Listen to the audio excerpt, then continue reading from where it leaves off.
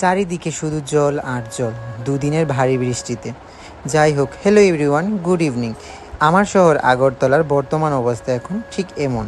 চারিদিকে শুধু জল আর জল। কারোর সর্বনাশ তো কারোর পৌষ মাস। হ্যাঁ, ঠিক আমার মতোই এখন এই অবস্থাতে আছে সবাই।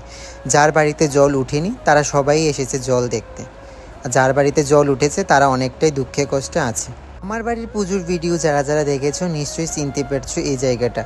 এটা হলো দশমী ঘাট। এখন দশমী ঘাটের বর্তমান অবস্থা, প্রচুর মানুষ এসেছে দশমী ঘাটের কি অবস্থা দেখতে। ছিল মিডিয়াও। যে দেখতে পাচ্ছ তিনটা পাইপের মতন আছে, সেটা হলো বর্তলা মহাশ্মশান। মহাশ্মশানেরও কোমর সমান জল ছিল। চলছে রাস্তাঘাট বড় করার কিছু কাজকর্ম।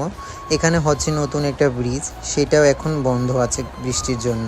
দশমীঘাট ক্লাব এটা খুব ফেমাস একটা বিয়ে বাড়ি আমরা দশমীঘাট ক্লাবের আশেপাশে। জলের বর্তমান অবস্থাটাই আমরা ঘুরে ঘুরে দেখছিলাম। আমার পায়ের থেকে নদীর ডিস্টেন্স হবে হাত 5 মতন। এই বাঁধ যদি ভাঙে তাহলে আমাদেরও অবস্থা খুবই কঠিন হয়ে যাবে, কারণ জল তো ঢুকতে থাকবে বাঁধ ভাঙার পর। চারিদিকে শুধু জল আর জল আছে যেহেতু। আজ সকালে আমি হাঁটতে গিয়েছিলাম, দেখেছিলাম জলের পরিমাণটা অনেকটাই কম। এখন হুড়হুড়িয়ে জল ঢুকছে সারা দিন ধরে।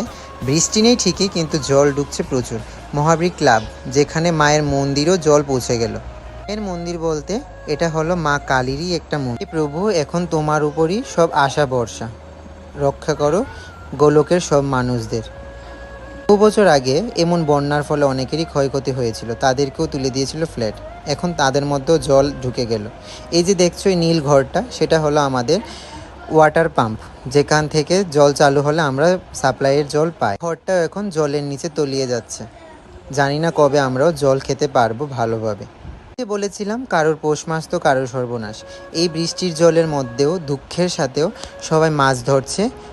অনেক মানুষ লাইন ধরে অনেক মাছও পেয়েছে। হ্যাঁ, এটা দেখতে খুব ভালোও লাগে। তারপর হাঁটার সময় একটা দেখতে পেয়েছিলাম একটা বাচ্চাটা খুব হাসছিল। তা দেখে আর দেরি না করে চলে গেলাম বাচ্চাটার কাছে কুলে নিতে। এটা দূর থেকে দেখছিলাম বাচ্চাটাকে, বাচ্চাটার মায়ের সাথে খুব হেসে খেলে মেতে আছে।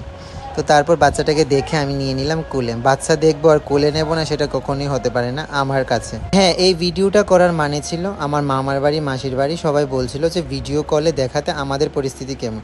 তো তার জন্যই ভিডিওটা করলাম। তোমাদের পরিস্থিতি কেমন জানিও কমেন্টে।